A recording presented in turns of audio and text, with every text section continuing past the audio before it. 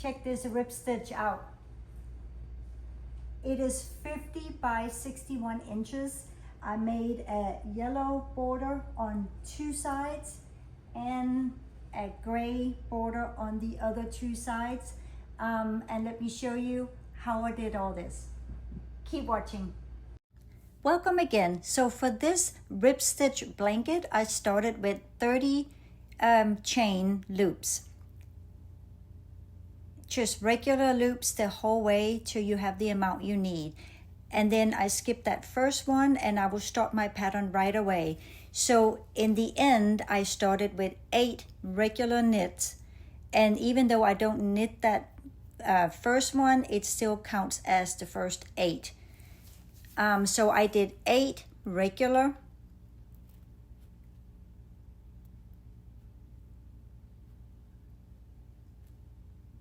And then after that, I will go from the back. I'll go from the front to do purls, so I will push it through to the back. And then I did 7.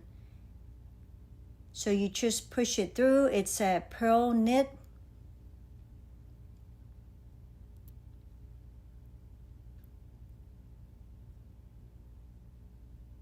So your yarn comes from the front to the back. And I did 7 here.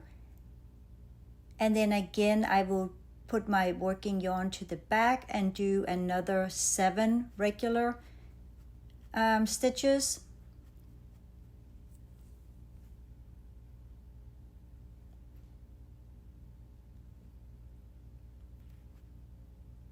And then I will end with 8 purls.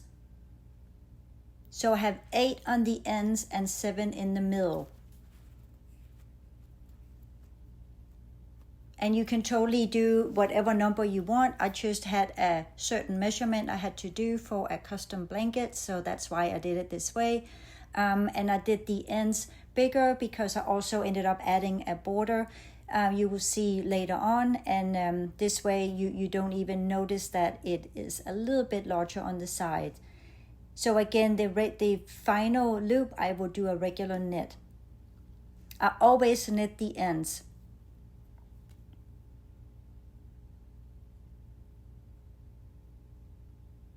And this is what it will look like. And then I just went for 2 skeins of yarn or 2 bundles.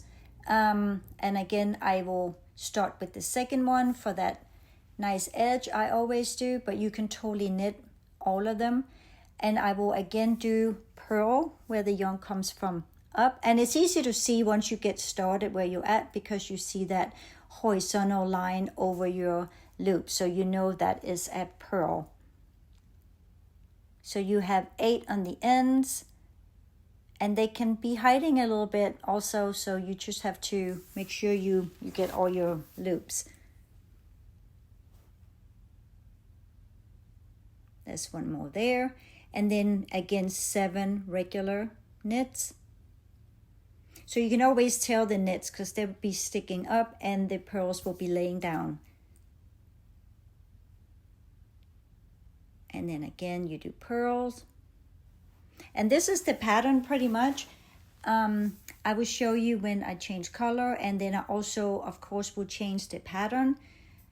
So you see that in a little bit.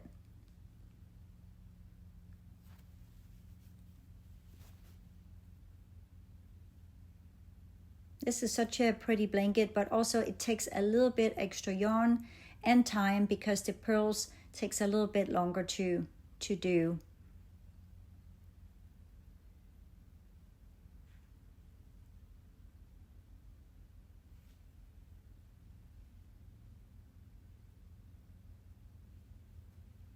And now it is time to change the color. And I ended with a purl right here. So when you pull that last to the final loop out, make sure that you also purl it again when you attach it and start knitting again. It's just easier to pull it out so you can see what you're doing and you won't burn your fingers. You can totally tie a knot if you prefer that, or if you don't mind, you can fuse it together, and then I will do a purl again, and then the end will be a knit. And since I am changing color now, I will do a full row of regular knit the whole way through, even where I do the pearls. So you just have to make sure you get your loops down there. They're kind of hiding. So when I do change color, I like to count so I know I have them all. And the reason we do a full knit is so you can't see that overlapping of color change. But if you like that, you can just continue your pattern like this. Then you will start with your knit where you did purl, and you will do the opposite at this point. But I like it clean edge and everything, so I will do a full row of regular knit. Again, make sure you catch all those little loops hiding underneath there, all the purl loops.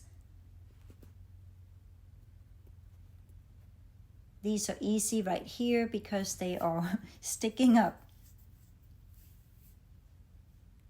You knit all the way, and then now you will start the opposite. So where you did regular knit, you will now do purl. And it's easy to see the horizontal, that is the purl, and the other one is a knit. So now you want to swap them out. So now the yarn will come from the top, but again, I do not knit that first one. And now your yarn will come from the top where you did your 8 regular knits. And when you do your purl stitches, try to make them a little bit smaller, and make sure that you keep your loops close together because they tend to be bigger. So just make them a little bit smaller. And now you would do the opposite. You would do regular knits right here. So every time I change color, I also change the pattern. So that's how I did it, but you can do it in between. You can totally make it your own. You can mix match. You can do 2 rows, and then you can change the pattern. I just did full squares with 2 balls of yarns for each color. And as I said in the beginning, I used 14 bundles of yarn for the whole blanket with the border. So I did 2 rows with, or 2 sides with one color and 2 sides with another. This is a custom blanket, and that's what I had to do. But I love the way it turned out. It is so pretty. So you just continue like this the whole way till you have the size you want.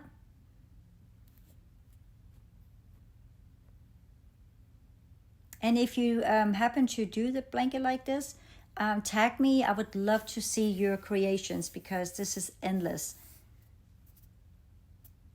And here we are. I am ready to close it off. And we close it off like we always do. Make sure your loops are a little bit bigger when you close it off, so you don't pull it.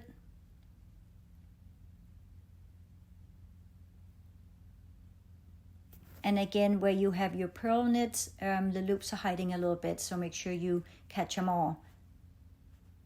I just think this is so beautiful. I am so excited about this.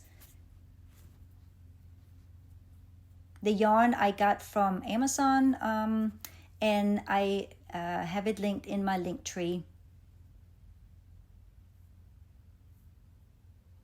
I was looking for specific colors, and this is what I ended up with, and it turned out so pretty. See, those loops can be hiding a little bit, so make sure you get them all. It's a good idea to count as you go.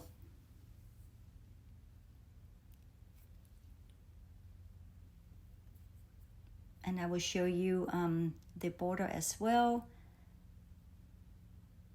And if you need further instructions on how to do a full blanket, like regular stitch, I have all the tutorials, so you just go find them.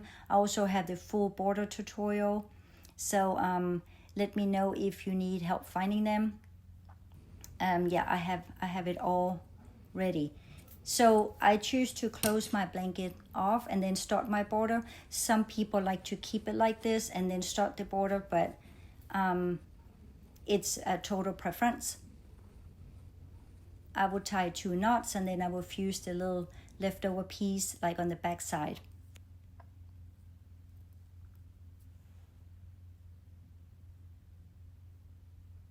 And since I'm doing a border anyway, it will be hiding there as well.